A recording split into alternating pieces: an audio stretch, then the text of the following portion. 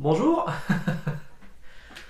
Michel est dans le coin, alors je fais gaffe. Elle est en train de renifler de la peinture. Michel, il est bourré ce chat, il va pas bien.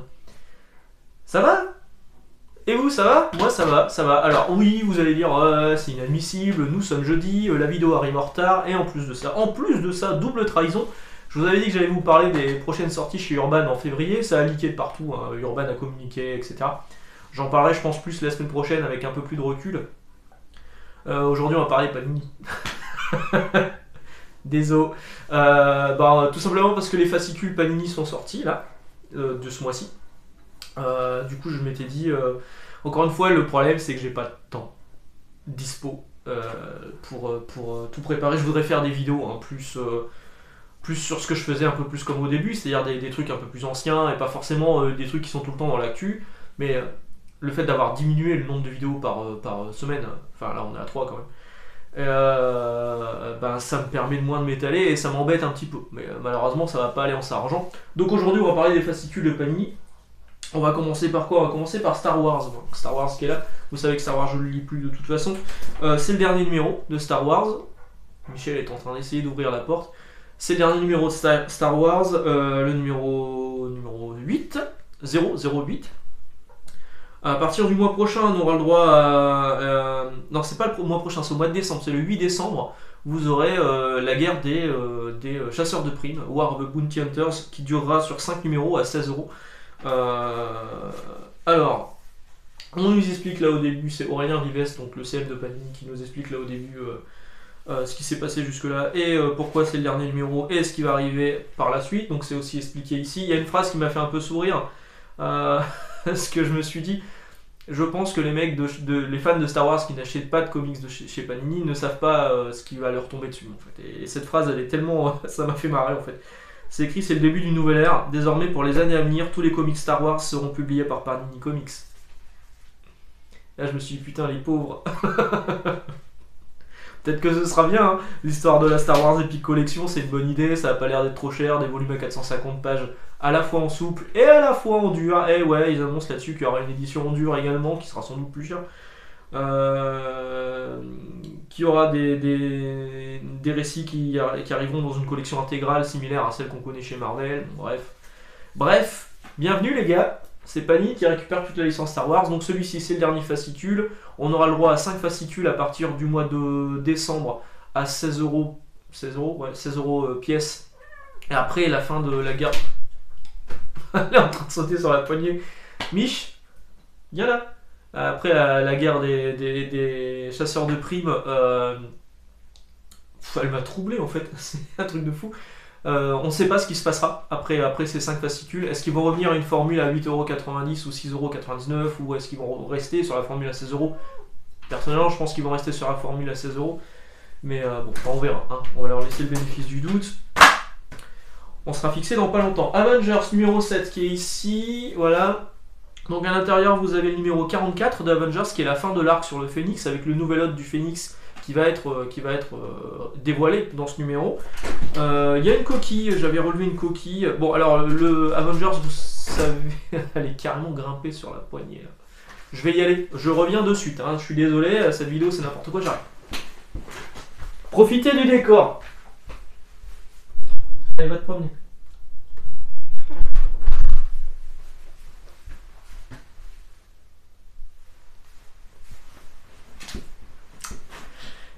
Voilà. Les aléas du faux direct. Donc, qu'est-ce que je disais sur Avengers? Donc c'est la fin de l'arc Phoenix qui est franchement pas terrible. À partir du mois prochain arrive Heroes Reborn dans son propre fascicule, 3 fascicules à 16 balles. Je vous en ai parlé cette semaine de Heroes Reborn, je vous ai dit tout le bien que j'ai pensé de ce crossover qui m'a vraiment permis de... Enfin, c'est pas prise de tête, c'est des bonnes planches, bien badass, et donc franchement j'ai vraiment pris du plaisir à lire ce comics, à lire cette évente. Donc Avengers 44, il y a également Iron Man numéro 6 avec une apparition de War Machine. Hein. Il y a un résumé, on vous explique au début, on vous rappelle qu'il y a War Machine. Et il y a le Thor numéro 6 qui est la fin de l'arc avec Donald Blake, toujours par Donny Cates et Nick Klein, qui est très bien, qui est vraiment très très bien. J'ai pas encore lu la suite en VO, mais vraiment c'est du très très bon. Alors je vous disais, oui, il y a une petite coquille ici, voilà. dans le Daily Bugle, rédigé par Jérémy Ménès. Bah, d'ailleurs, c'est Jérémy Ménès qui signe encore. Ouais, c'est encore une fois tout Jérémy Ménès à l'intérieur. Les traductions, l'éditorial, enfin, là, c'est que lui. Il y a une petite coquille là où on dit Donny Cates signe son dernier numéro de Venom avec l'épisode 36 ou 200 si on considère une numérotation historique. C'est pas le Venom 36, c'est le Venom 35. Voilà. Donc c'est juste une petite coquille, mais bon. Voilà, une petite, je vous en ai pas parlé non plus ça le mois dernier sur la traduction justement. L'arc de Thor s'appelle en français le chasseur, en VO c'est Prey, donc c'est complètement l'opposé en fait. Prey c'est la proie, et là le chasseur c'est celui qui pourchasse la proie, du coup c'est un curieux choix de traduction. Alors je sais pas trop pourquoi Jérémy Ménès a choisi d'appeler cet arc le chasseur plutôt que la proie. Je vois pas vraiment ce qui justifie en fait ce changement de titre. Bon, voilà. Le mois prochain, pas d'épisode de Thor, mais 2 épisodes de Iron Man. Tiens, c'est curieux d'ailleurs, parce que du coup, il y a 2 épisodes de Iron Man. Ça va être quoi le 3e truc? Parce que Avengers, on fait la passe vu que ça arrive dans Heroes Reborn. Qu'est-ce qu'ils disent? Ça serait un épisode de Thor? Ouais, ça me paraît curieux. Bon, on verra le mois prochain. Réponse au prochain épisode. Donc ouais, je vous ai dit, Avengers pas terrible. Iron Man est pas mal. Bon, c'est toujours l'histoire de Korvac. Et Thor est toujours aussi bon. Hop, Spider-Man. Alors Spider-Man déjà, la couverture. Et regardez cette couverture.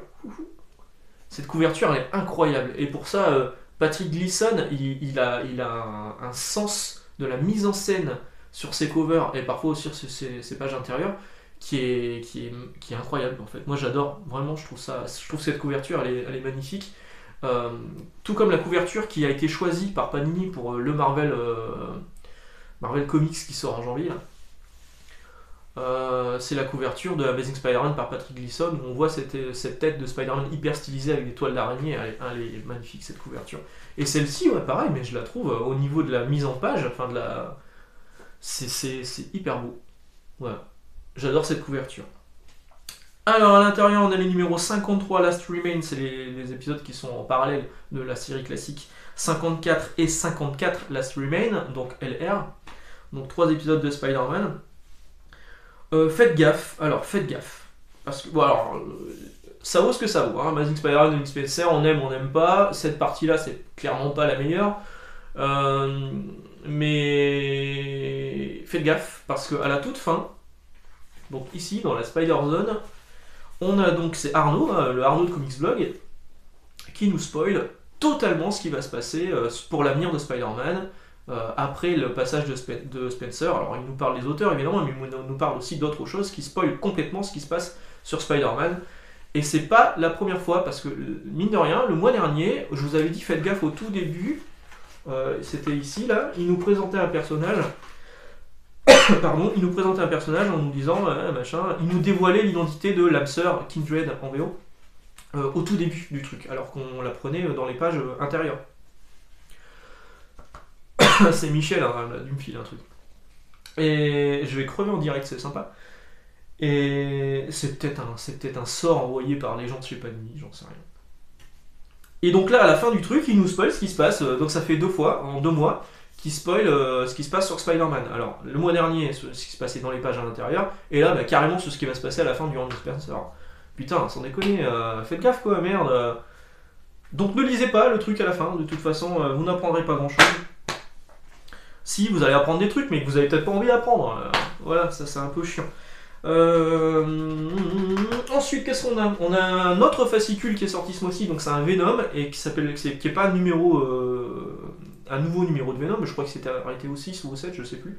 C'est pas la suite au niveau numérotation. C'est Venom King Black numéro 1 sur 2. Le deuxième, on sait qu'il arrive au mois de décembre, et ce sera le dernier épisode du Venom de Donny Cates, qui est en format un peu plus gros, 72 pages je crois. Et qui est l'épisode 35, donc 35 et pas 36, l'épisode 200.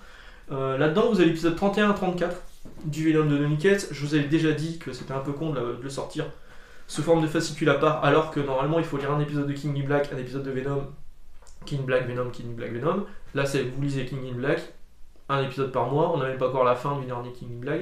King in Black, il arrive bientôt. Et là, ils vous mettent les épisodes de Venom dans un fascicule à part. C'est dommage. C'est dommage, mais bon, ça reste de bons épisodes, toujours écrits par Donny Cates avec divers dessinateurs. Alors c'est pas Ryan Stegman vu qu'il est sur le King in Black. On a du Ben Coelho, ouais. Voilà, c'est ça que j'étais en train de chercher. Et c'est pas moche, hein. Franchement, ça passe bien. C'est plutôt cool. Non, la petite surprise de ce numéro, c'est l'éditorial qui est signé par le meilleur d'entre nous, à savoir le commis des comics. Et ça, c'est surprenant. mais ça me choque beaucoup moins quand c'est le commis des comics qui signe un éditorial pour un éditeur. En plus de ça, là, ce qu'il raconte là derrière, j'ai trouvé ça plutôt intéressant et son point de vue, il est bien à propos. Donc vraiment, on sent qu'il maîtrise son sujet. Donc ça me choque beaucoup moins quand c'est un influenceur ou un youtubeur ou un fan, tout simplement un fan. Hein. On en a parlé un petit peu sur Twitter, il disait ça me fait bizarre d'écrire à la place de Christian Grasse, qui l'a lu depuis des années et des années. Ouais, c'est sûr. Donc ça me choque beaucoup moins que ce soit lui plutôt qu'un journaliste. Voilà, parce qu'un journaliste, là, il y a une limite qui, à mon avis, est franchie hein, au niveau de la cohérence. Donc ça me choque beaucoup moins, et puis surtout, ouais, j'ai bien aimé ses écrits, j'ai bien aimé son point de vue à la fin, voilà, sur la puissance du collectif et la fin d'une ère. Et donc le prochain numéro, ce sera le dernier de Venom King in Black, avant la relance par Ali Wing, Ramvi, je sais pas si on dit Ramvi ou Ramvi, hein, et Brian Hitch. Des épisodes qui sont sympathiques. Hop, j'avais rien de plus à ajouter sur Venom, je ne crois pas. Non. On passe à X of Swords. Alors, X of Swords, les volumes 3 et 4 sont sortis. Alors, j'ai l'impression qu'X of Swords, ça vient de commencer, quoi. Et c'est déjà la fin. Voilà, parce qu'ils en sortent 2 par mois. Et c'est pas fini, parce que dès le mois prochain, ce qui va remplacer X of Swords, c'est Reign of X. Et pareil, vous aurez le droit à 2 gros fascicules à 16 balles. Sur le premier mois, 32 balles tout de suite pour suivre les X-Men. Bon, je vais pas vous mentir, je les ai pas encore lus, je les ai lus hier, j'ai lu le reste. Ceux-là, je les lirai sans doute ce week-end. Donc je vais pas vraiment vous raconter tout ce qui se passe à l'intérieur. Vous avez eu mon ressenti du mois dernier, ressenti qui n'est que le mien. Alors j'en ai discuté avec un client fidèle qui passe régulièrement me voir au boulot et qui suit mes vidéos, je te salue Nicolas. Lui il m'a dit qu'en fait il n'en attendait pas grand chose et en fait il avait bien aimé, il avait trouvé ça cool. Et on a échangé sur Cypher aussi, qui est un personnage qui lui comme moi on pense qu'il est pas assez exploité, et là il trouve que c'était une bonne idée l'utilisation qui est faite de Cypher là-dedans. Donc lui il a apprécié, moi non. Sans doute que soit j'en attendais trop, soit c'est pas ce que je veux lire sur les X-Men. Donc je suis pas pressé de lire cela. C'est pour ça que je vous donnerai pas mon avis là-dessus. Mais je suis étonné en fait que en 2 mois tout est plié quoi. 2 fois 32 balles. En tous les ventes il vous aura coûté 64 euros.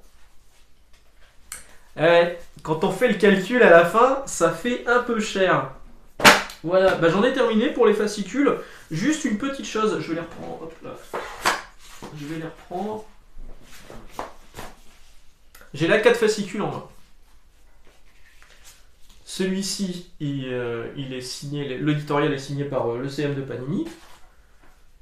Celui-ci, il est signé par l'un des traducteurs de Panini et comédien, également comédien. Celui-ci, il est signé par le journaliste de Comics Blog. Et celui-ci, il est signé par le meilleur d'entre nous, le commis des comics. 4 fascicules, les gars. Il y a 4 places. À partir de janvier, les 4 fascicules, il n'y en aura plus qu'un. Il y a un seul fascicule, il y en aura 2. Donc on va mettre de côté Star Wars et le CM de Panini qui lui continuera à se faire Star Wars dans son coin. Mais du coup, 3 places pour une seule place dans l'éditorial de fascicules. Comment on fait On fait un Game of Thrones, on les met tous dans une arène et on se balade, on lance un Fight Club. Il y a une seule règle dans le Fight Club, celui qui va gagner récupérera l'éditorial chez Panini. Ou alors on vote, et moi je vote le commis. évidemment, parce que en général ça me fait chier de lire je lis les trucs éditoriaux et j'apprends pas grand chose, machin. Et là c'est un point de vue qui est donné de sa part et qui est intéressant, et on sent qu'il maîtrise, c'est ça. C'est pas juste un résumé de ce qui s'est passé avant, ou un résumé des épisodes à venir, ou référence au Romain des Bois. La cape et l'épée, si vous connaissez pas la cape et l'épée des Romain des Bois, allez-y, c'est vraiment bien. Bref, Donc c'est pas juste un résumé des épisodes à venir ou un résumé, une preview de ce qui va se passer par la suite. Là, c'est un point de vue qui est donné sur la globalité de l'œuvre de Donny Cates sur Venom. Et j'ai trouvé ça plutôt pas mal. Donc je vote le commis des comics. Alors qui va rester jusqu'au bout? D'ailleurs, je vote aussi pour que lui signe également les traductions chez Panini. Hein, ça peut faire que du bien à l'histoire. Qui va rester en janvier dans l'éditorial? Surprise, est-ce que l'éditorial sera signé dans cette nouvelle formule? On ne sait pas, parce que X of Swords, il n'y a pas de signature sur l'éditorial. Donc on verra, on sera fixé en janvier. Sur ce, bonne journée, bonne lecture, on se retrouve dimanche. Ciao!